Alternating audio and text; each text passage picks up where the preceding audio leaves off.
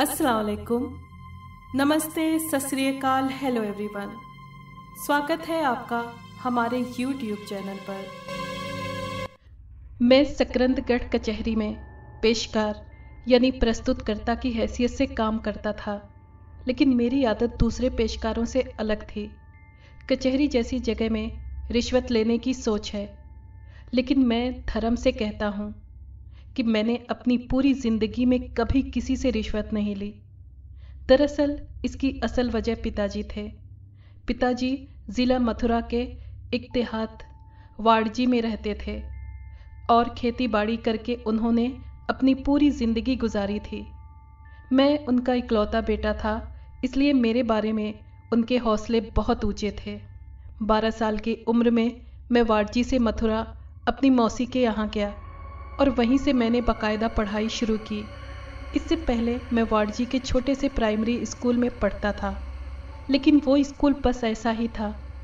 वहाँ पढ़ाई के बजाय मास्टर जी की सेवा ज़्यादा होती थी। जितने लड़के पढ़ते थे सबके ज़िम्मे मास्टर जी के अलग अलग काम थे। किसी को जंगल से लकड़ियाँ काट कर लाना होती थी, तो किसी को भैंस का चारा, कोई सानी करता था और कोई हंडिया पकाने के लिए साग चुरा कर लाता था। मतलब पढ़ाई से ज़्यादा मास्टर जी की चाकरी होती थी और ये बात सभी जानते थे, लेकिन कुछ कर भी नहीं सकते थे। पुराने ज़माने के लोग थे और उस्ताद की सेवा को स्वर्ग की कुंजी समझते थे।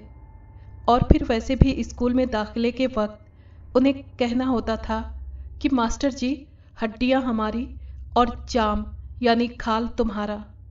बस ये अल्फाज कहने के बाद उन्हें अपनी औलादों पर कोई अधिकार नहीं रह जाता था और मास्टर जी पूरी तरह जाम यानी खाल उतारते थे। मेरे पिताजी ने क्योंकि अपनी सारी जिंदगी खेती बाड़ी में गुजारी थी और मैं उनका इकलौता बेटा था, इसलिए उनके इरादे बहुत ऊंचे थे। वो पढ़ा लिखा कर मुझे बाबू बनाना चाहते थे, इसलिए उन्होंने मेरा जाम यानी मेरी खाल मास्टर जी के हवाले नहीं की। 2-3 साल गांव में पढ़ाने के बाद मुझे मेरे मौसी के पास भेज दिया, जहां मैंने बाकायदा पढ़ाई शुरू कर दी। वक्त गुजरता रहा, मैंने 10वीं पास कर ली। अब मैं जवान हो गया था।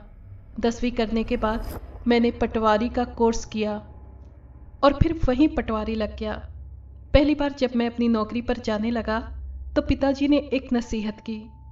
उन्होंने मुझसे कहा कि बेटा, हमने तेरे खून में एक पैसा भी हराम का शामिल नहीं होने दिया।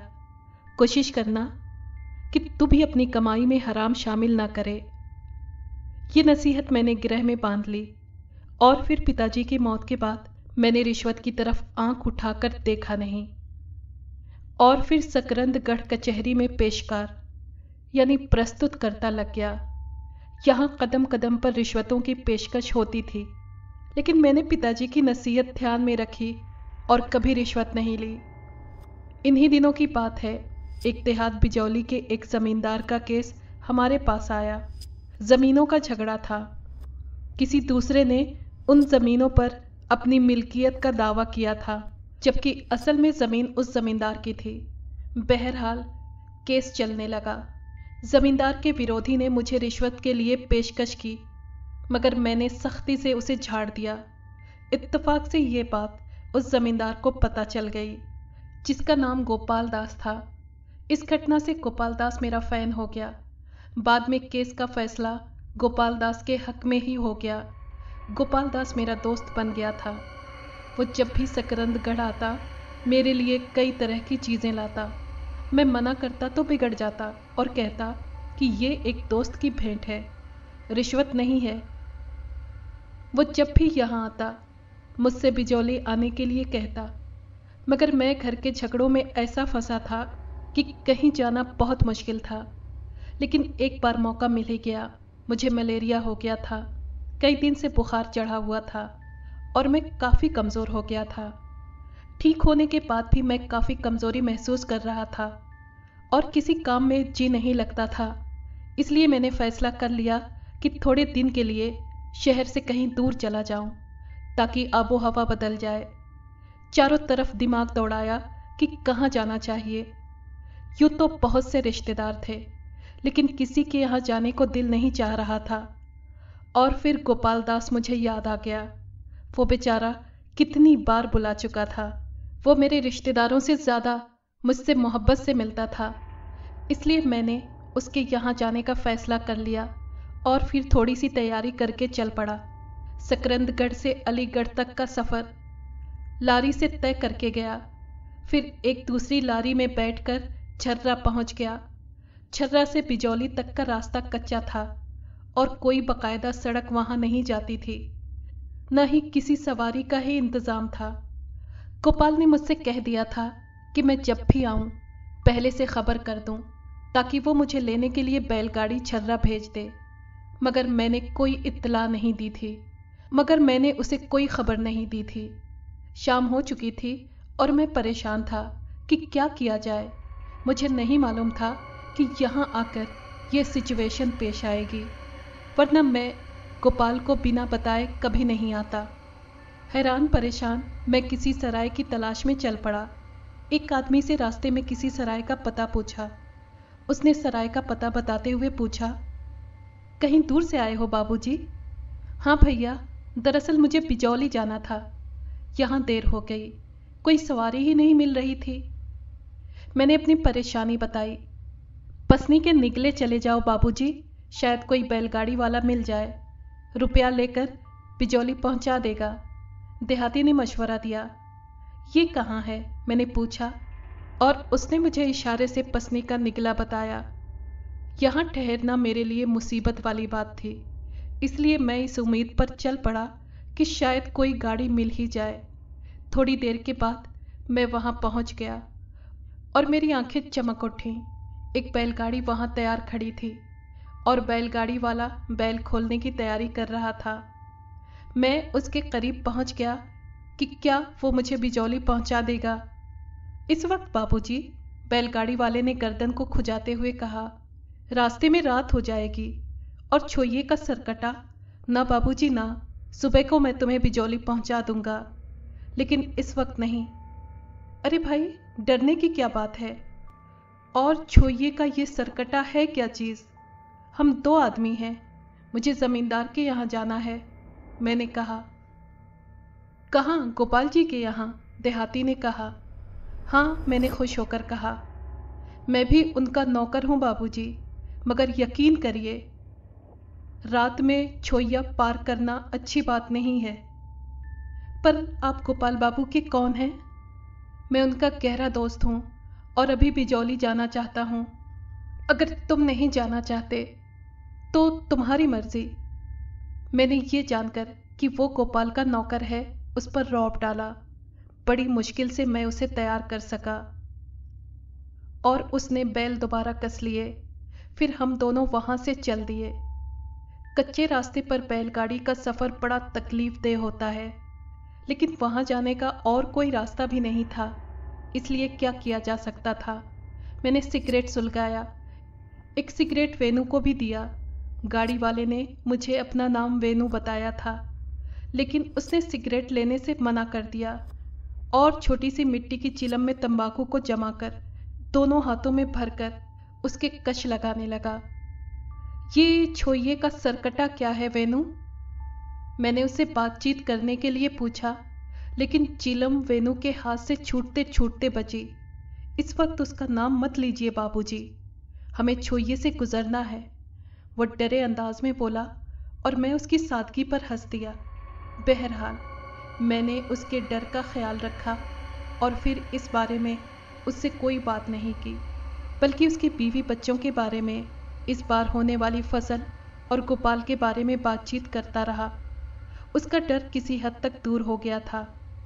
शाम काफ़ी झुक गई थी और अंधेरा फैलता जा रहा था। दूर से नज़र आने वाले पेड़ अब साफ मलगजे साए महसूस हो रहे थे। बैलों के गले में पड़ी हुई घंटियों की आवाज़ें सन्नाटे के जादू को तोड़ रही थीं। हम दोनों खामोश थे और फिर वेनू ने गाड़ी की रफ्तार बहुत हल्की कर दी। बैल नाक से शों शों करने लगे और मैंने वेनू के चेहरे की तरफ देखा। एक अनजाना सा डर वेनू की आंखों से झांक रहा था। क्या बात है वेनू? मैंने पूछा। छोइया, वेनु ने लरसती आवाज में कहा। मैंने गर्दन हिलाई। मैं वेनु की डर की वजह समझ गया। बैल धीरे धीरे इस छोटी सी बरसाती नदी की तरफ बढ़ रहे थे, जो छोइये के नाम से पुकारी जाती थी। आम दिनों में इसमें पानी बहुत कम होता था, लेकिन बरसात के मौसम में वो काफी उफान पर होती थी। तभी वेनु ने एकदम गाड़ी रोक दी और मैंने चौंक कर उसे देखा। वो क्या है बाबूजी? उसने डरे से अंदाज में एक तरफ इशारा किया और अब मैंने भी उस तरफ देखा। नदी के किनारे कोई सफेद चादर ओढ़े लेटा था। मैं खुद भी हैरान रह गया। आगे बढ़ो वेनु, देखे तो सही कौन है, मैंने हिम्मत करके कहा, लेकिन वेनु की हिम्मत जवाब दे गई। वो घिघियाई हुई आवाज में बोला, नहीं बाबूजी, मैं आगे नहीं बढ़ूंगा। वो वही है, वही है बाबूजी। बहुत से लोगों को वो ऐसे ही मिला है। फिर क्या करोगे? क्या रात यूं ही जंगल में गुजार दोगे? मैंने जरा सख्त लहजे में कहा। वापस चलते हैं बाबूजी, दिन में आएंगे। अब छर्रा इतनी दूर भी नहीं है, मैंने पहले ही कहा था। वेनु ने कहा, नहीं, हम अभी चलेंगे। तुम हट जाओ, मैं बैल हाँकता हूं, मैंने कहा। असल में मुझे गुस्सा आ गया था। अच्छा खासा हट्टा कट्टा आदमी बुजदिली दिखा रहा था। मैंने उसे बैलों के पास से हटा दिया। इससे पहले मैंने कभी बैलगाड़ी नहीं चलाई थी, लेकिन ये इतना मुश्किल काम भी नहीं था। बैल आगे बढ़ने लगे। वेनु का रंग उड़ गया था। फिर हम नदी के किनारे पहुंच गए। हमसे थोड़े ही फासले पर वो सफेद चादर वाला पड़ा हुआ था। तभी मेरे दिमाग में ख्याल आया कि कोई और बात ना हो, यानी कोई लाश वगैरह, वरना इस वक्त यहाँ इस तरह कौन सो सकता था। बैलों की घंटी की आवाज रहस्यमयी मालूम हो रही थी। बैलगाड़ी को नदी से गुजरकर दूसरी तरफ जाना था। जहाँ से बैलगाड़ी गुजरनी थी वहाँ पानी बहुत कम था, लेकिन इससे पहले कि मैं बैलों को पानी में उतारता, तभी सफेद चादर वाले ने चादर सर पर से उतार दी और उठकर बैठ गया। अरे कौन है? भैया वेनु, मुझे भी ले चलो, एक आवाज सुनाई दी और उसी वक्त वेनु ने गाड़ी से छलांग लगा दी। वो बेतहाशा दौड़ने लगा। उसका डायरेक्शन छर्रे की तरफ था। मुझे भी हल्के से डर का एहसास हुआ, लेकिन मैंने दिल कड़ा कर लिया।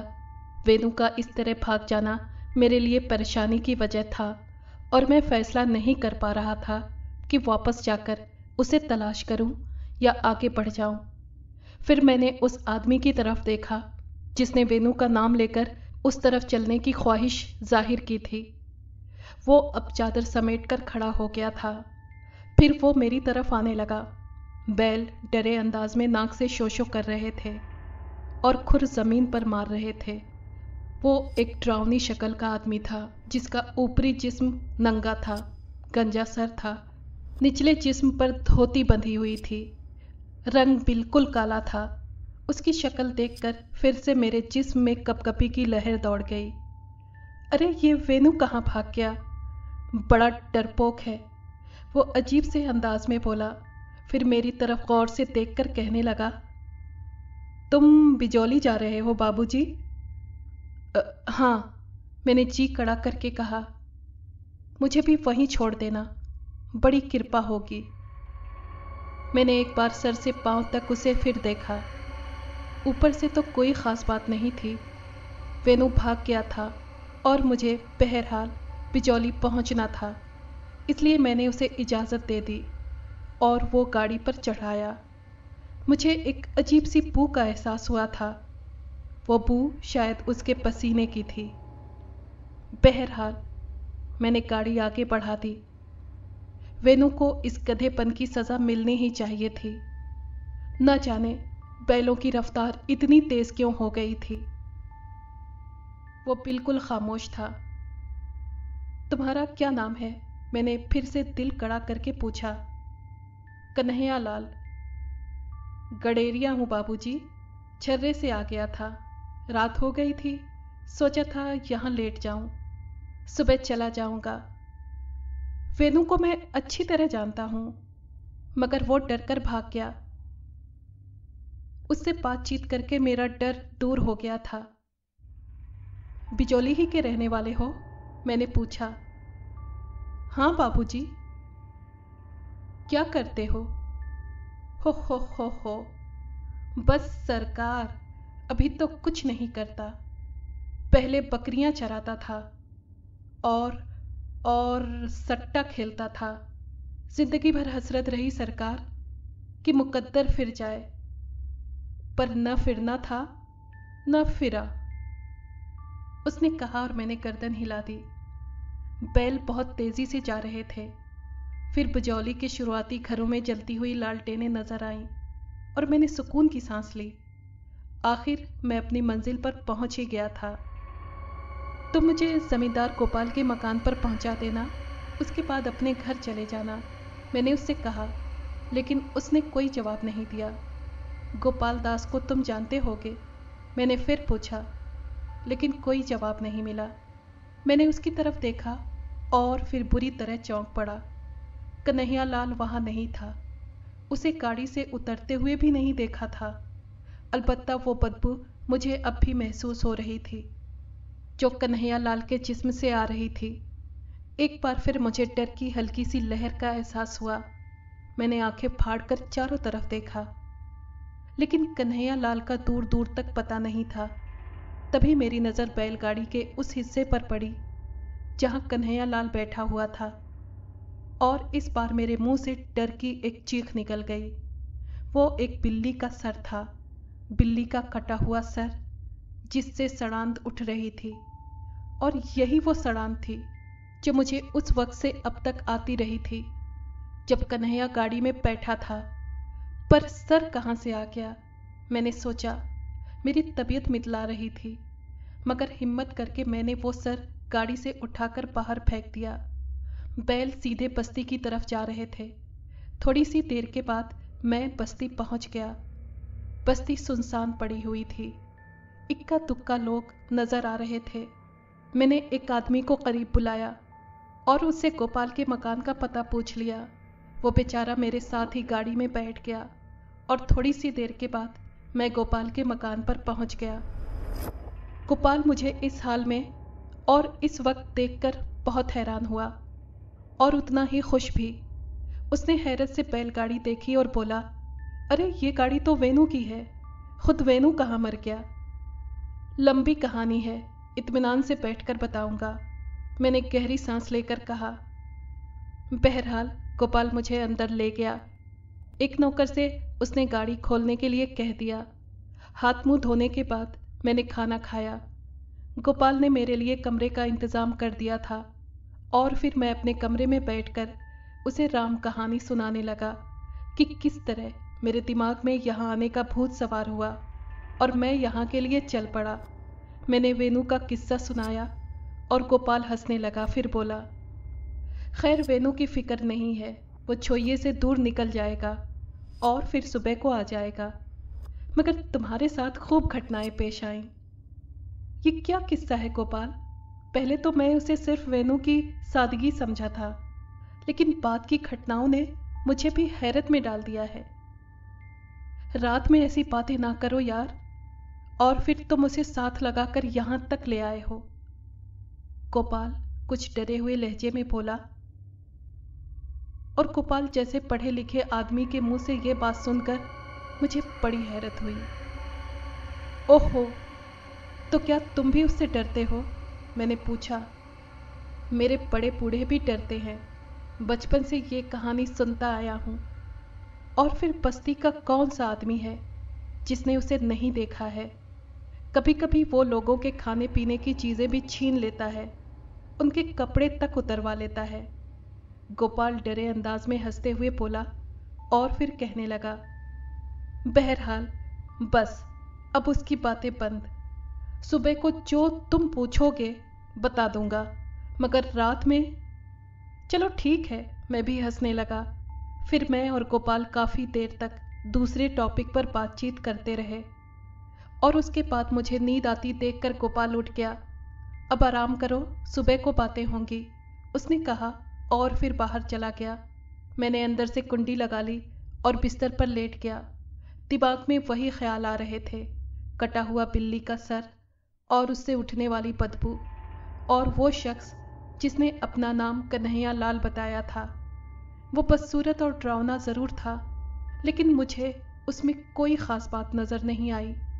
न जाने कब तक मैं उसके बारे में सोचता रहा। मुझे कुछ डर सा महसूस होने लगा था। कोने में मिट्टी के तेल की लालटेन जल रही थी, क्योंकि गांव में अभी बिजली नहीं पहुंची थी। मैंने उठकर लालटेन धीमी कर दी और फिर अपने बिस्तर पर आ गया। मैं दिमाग से ख्यालात झटक कर सोने की कोशिश करने लगा और न जाने मुझे कब नींद आ गई। ख्वाब में भी मुझे बुरे बुरे ख्याल आते रहे। फिर किसी आहट से मेरी आंख खुल गई। जिस वक्त मेरी आंख खुली थी, मैं ख्वाब में वही बैलगाड़ी देख रहा था और जिस्म पसीने से शराबोर था। मैं आंख खुलने की वजह पर गौर करने लगा और फिर मेरे कानों ने दरवाजे पर दस्तक सुनी। मेरा दिल उछलकर हलक में आ गया। कौन हो सकता है? काफ़ी रात गुजर गई है, उस वक्त मैंने सोचा।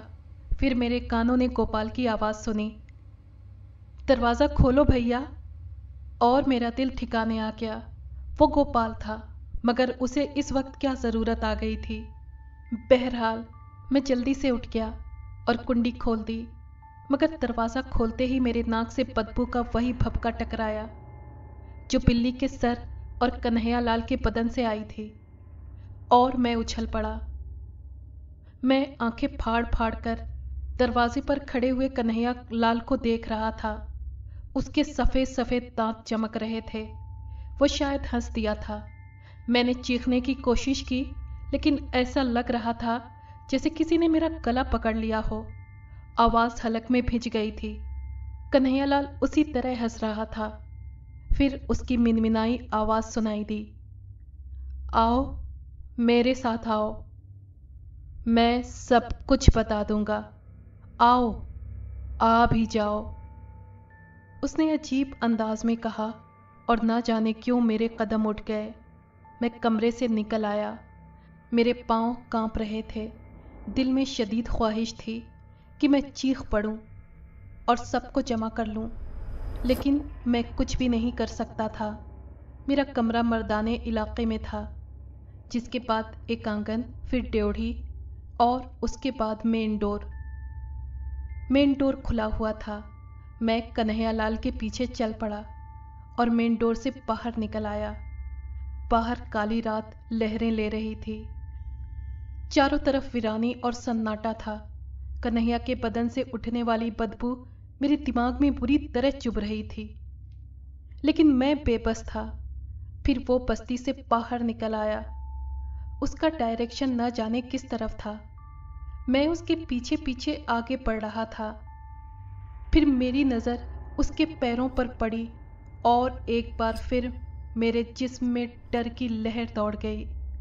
उसके पंजे पीछे की तरफ मुड़े हुए थे और अब किसी शक की गुंजाइश नहीं थी। मेरी अजीब हालत थी।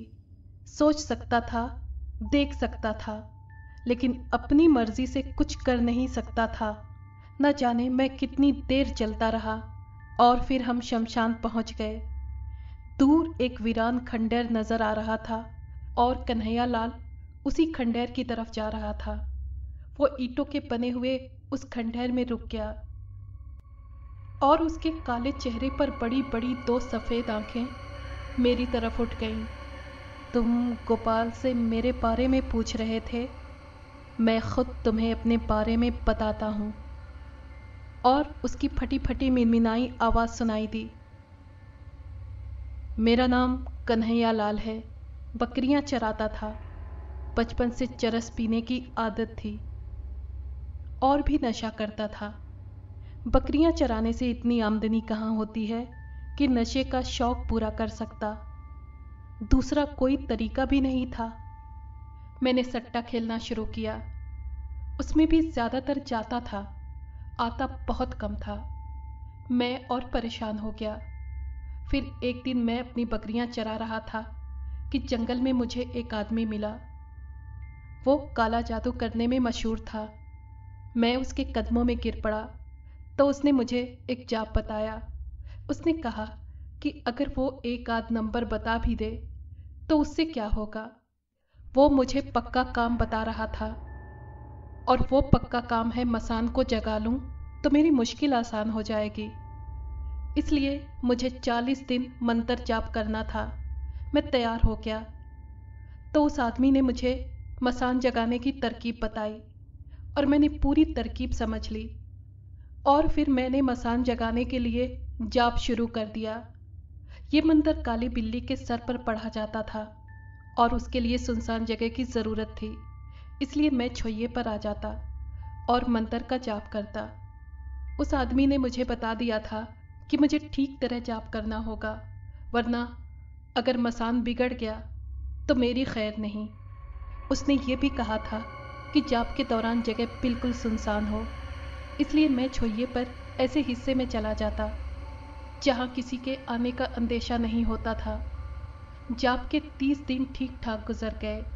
मैं रोज़ाना एक बिल्ली का सर काट कर ले आता और उस पर मंत्र पढ़ता रहता। 36वें दिन मैं हमेशा की तरह मंत्र पढ़ रहा था। मेरी नज़रें बिल्ली के सर पर थीं। चारों तरफ अंधेरा फैला हुआ था और दूर दूर तक कोई आवाज़ नहीं सुनाई दे रही थी। अचानक बिल्ली के कटे हुए सर ने आंखें खोल दी। वो खूनख्वार नज़रों से मुझे घूर रही थी। फिर उसने गुर्राना शुरू कर दिया। मैं डर के मारे मरा जा रहा था, मगर उस आदमी ने कह दिया था कि जाप ना टूटे। अगर जाप टूट गया तो खेल खत्म हो जाएगा। बिल्ली के भयानक दांत और उसकी आवाज़ ने मेरे शरीर में कपकपी पैदा कर दी थी। मगर मैं मंत्र पढ़े जा रहा था, मगर मैं जाप किए जा रहा था। फिर धीरे धीरे बिल्ली की गुर्राहट बंद हो गई और उसने आंखें मूंद ली। मेरा उस दिन का जाप खत्म हो गया था। 37वें दिन मैं फिर जाप कर रहा था। मुझे उल्लू की आवाज़ सुनाई दी और फिर उल्लू का एक जोड़ा मेरे सामने आकर बैठ गया, मगर मैंने जाप नहीं छोड़ी। यहाँ तक कि उस जोड़े ने मेरे सर पर झपटा मारा और गायब हो गया।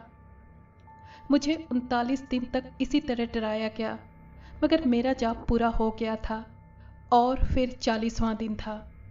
ये दिन मेरे लिए सबसे कठिन था। कन्हैया लाल की भयानक शक्ल कुछ और भयानक हो गई। उसके मुड़े हुए सर के बीच खड़ी हुई छोटी सी चोटी अजीब अंदाज से लहरा रही थी और मैं इस तरह बेबस बैठा उसे देखता रहा। मेरे हाथ पांव में अब बिल्कुल जान नहीं थी। फिर मेरी आंखों में पीला सा धुआं छा गया और जब धुआं छटा मैंने देखा कि मैं किसी नदी के किनारे हूँ। गौर से देखने पर मालूम हुआ कि ये वही नदी छोइया है। मेरे सामने नदी के दूसरे किनारे पर कन्हैया लाल पालती मारे बैठा था।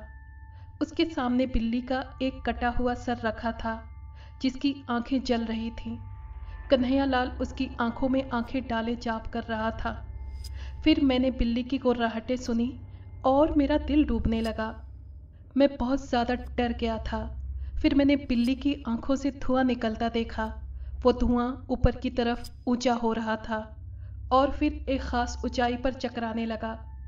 अब उसका रंग लाल हो गया था।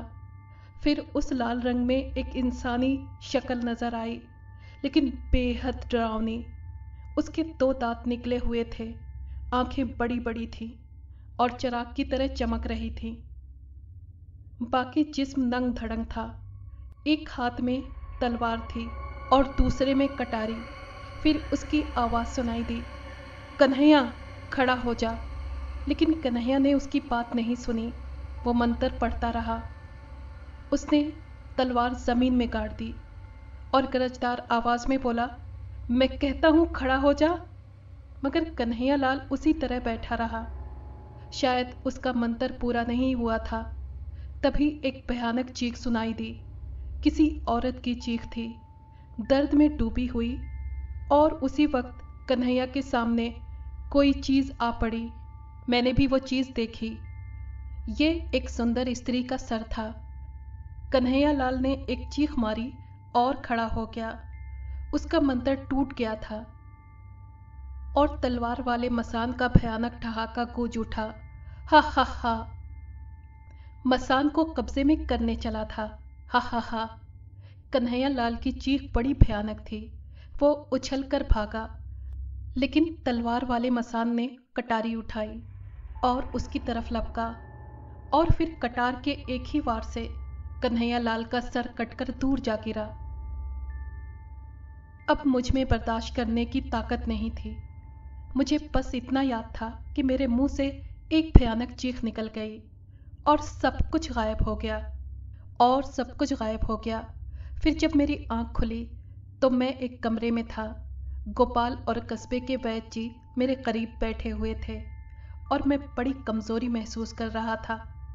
गोपाल ने मेरी तबीयत पूछी। मैं ठीक होता चला गया। बाद में मुझे पता चला कि मैं छोइये के किनारे वेणु को बेहोश पड़ा मिला। वो दूसरी सुबह को बिजौली आ रहा था कि उसकी नज़र मेरे ऊपर पड़ी, और उसके बाद छठे दिन मुझे होश आया। फिर मैंने गोपाल की आवाज़ सुनी, रात की कहानी सुनाई, और गोपाल के चेहरे पर डर के आसार उभर आए। वो कहने लगा, हाँ, ये यहाँ की पुरानी कहावत है। छोइये पर कन्हैया लाल का सर कटा रहता है और कभी कभी वो लोगों को इसी तरह परेशान करता है।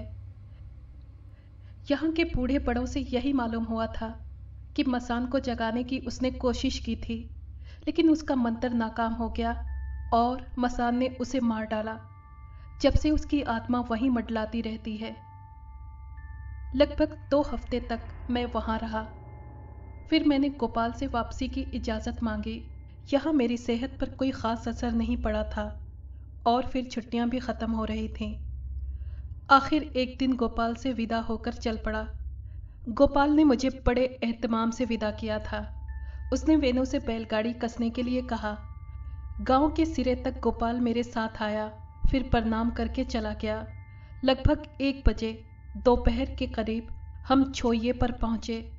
मेरे दिल में अनजाना सा डर उभर आया और मुझे वो रात याद आ गई। मैंने चारों तरफ देखा। यहाँ से थोड़ी दूर वो जगह थी जिसे मैंने उस रात देखा था, और अचानक मेरे नाक से वही बू टकराई।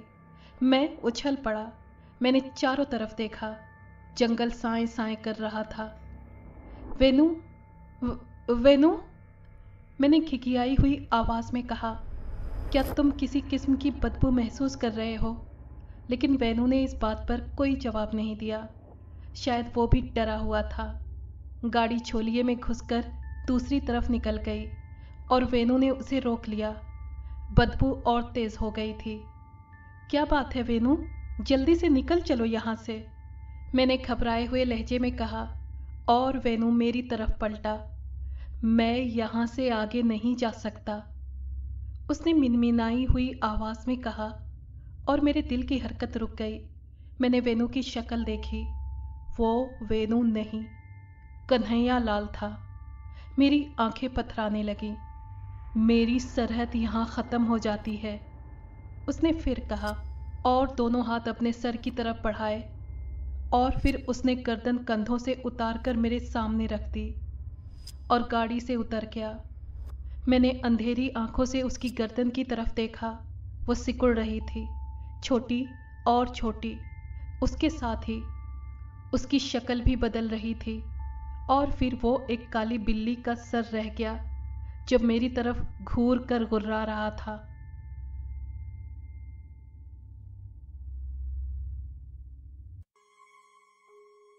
अगर आपको ये कहानी पसंद आई है तो प्लीज़ लाइक और शेयर करें और कमेंट बॉक्स में अपनी राय का इजहार कीजिए। अगर आपने हमारे चैनल को अभी तक सब्सक्राइब नहीं किया है तो प्लीज़ सब्सक्राइब कर लें और बेल आइकन को प्रेस कर दें ताकि आने वाली हर कहानी का नोटिफिकेशन आपको मिल सके। शुक्रिया।